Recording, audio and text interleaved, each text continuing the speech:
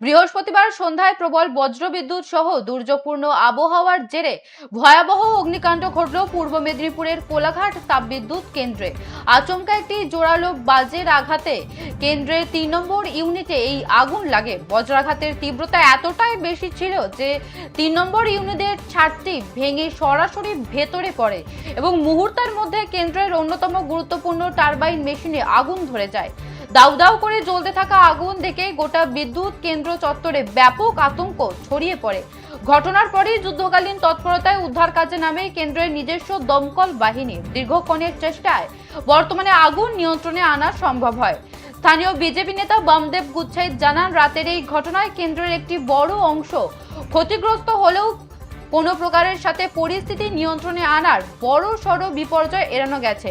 এই দুর্ঘটনার জেরে বিদ্যুৎ উৎপাদনের উপর কি প্রভাব পড়বে তা খতিয়ে দেখছেন কেন্দ্রের ইঞ্জিনিয়ার ও পদস্থ আধিকারিকরা।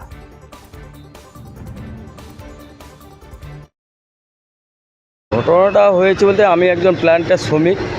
আমরা বিএমএসের হয়ে কাজ করছি প্ল্যান্টের ভিতরে সমস্ত এই আমাদের জেলা কমিটি অবজারভার আমাদের দায়িত্ব দিয়েছে। সেই সুবাদে বিএমএসের হয়ে আমরা ওয়ার্কারের হয়ে কাজ করছি, শ্রমিকের হয়ে কাজ করছি।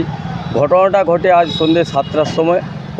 প্রবল বৃষ্টি, বজ্রাঘাতের ফলে 3 নম্বর ইউনিটের ছাদের সেটের উপরে সোলারের উপরে বজ্রপাত হয়।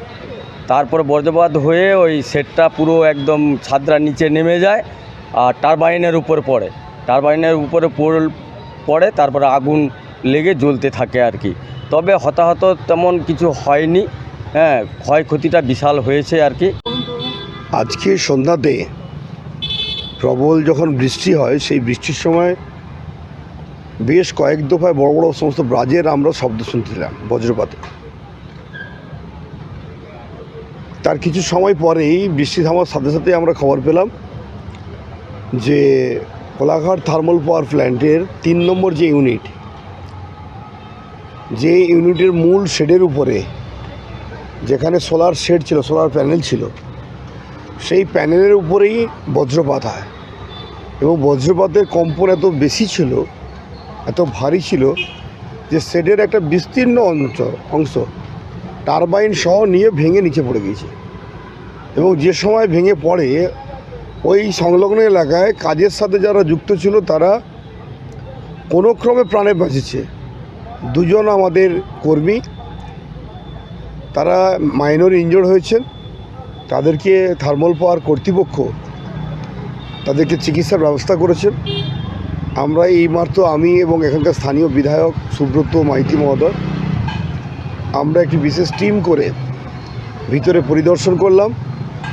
সংশ্লিষ্ট জিএম সাহেবের সঙ্গে আমরা কথা বলে যা বুঝেছি যে ওখানে বজ্র নিরোধক যে যন্ত্র আছে তার যে ক্যাপাবিলিটি, তার থেকে অনেক ভারী বজ্রপাত হওয়ার ফলস্বরূপ এই দুর্ঘটনা ঘটে গেল।